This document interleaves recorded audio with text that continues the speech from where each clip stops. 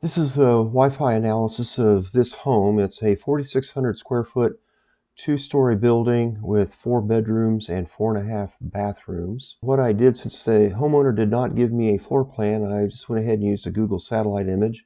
And we're looking down at the home, and I did not have a first or second floor, so I'm going to show you, this is the first floor that we're looking at, and this is where the office is, the master bedroom, bathroom, the living room, kitchen, laundry room, and a formal dining table. The customer was complaining that their office had poor Wi-Fi, and they had poor Wi-Fi in a lot of areas of the home.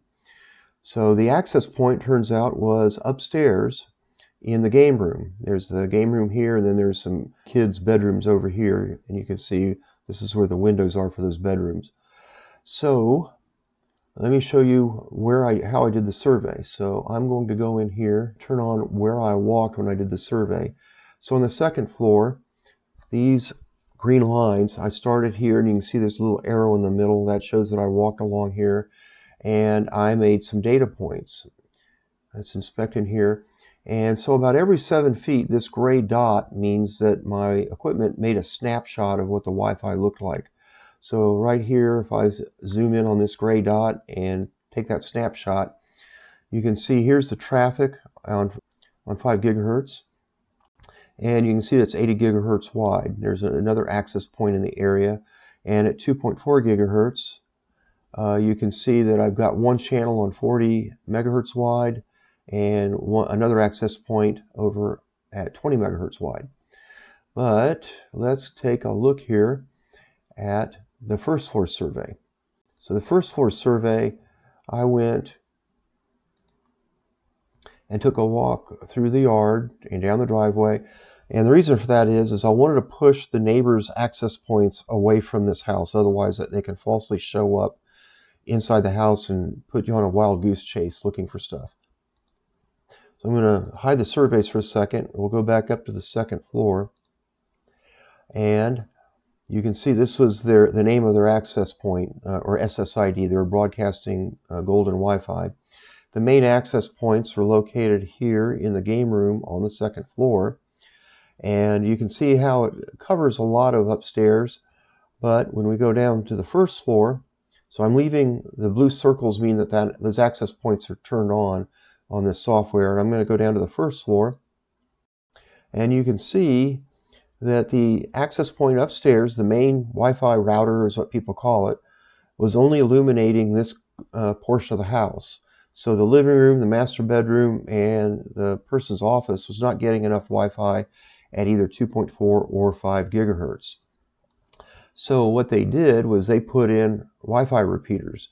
So if we go upstairs, they had a Wi-Fi repeater upstairs.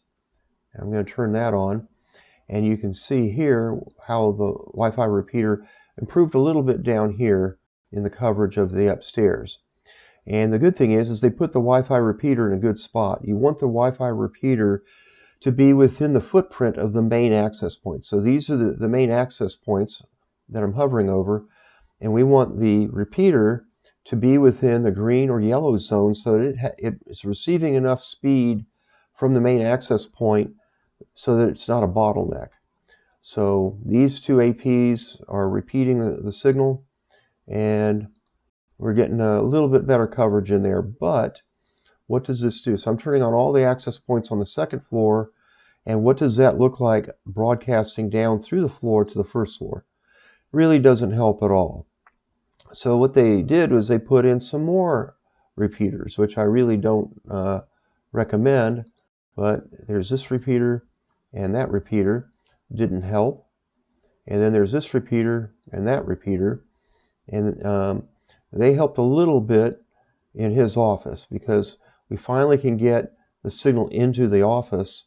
And if we turn these two off, there, they did get some signal into the office, and that helped with getting Wi-Fi into the main office. What it did not do is it didn't help at all for the master bedroom. So this is the first floor, 2.4 gigahertz. The master bedroom and the living room still have crummy Wi-Fi where it's not yellow and it's not green. There are going to be complaints in this area. And if we go to 5 gigahertz, it gets even worse on the first floor. And if we go back to the second floor actually has pretty decent Wi-Fi. So the real solution to this home would be to put in a mesh system instead of a repeater system. These repeaters, I really don't recommend them, but a mesh system with the access points and the mesh repeater located in the right spot could definitely help. So the prescription for this home was to go get a mesh Wi-Fi system and get rid of the regular repeaters.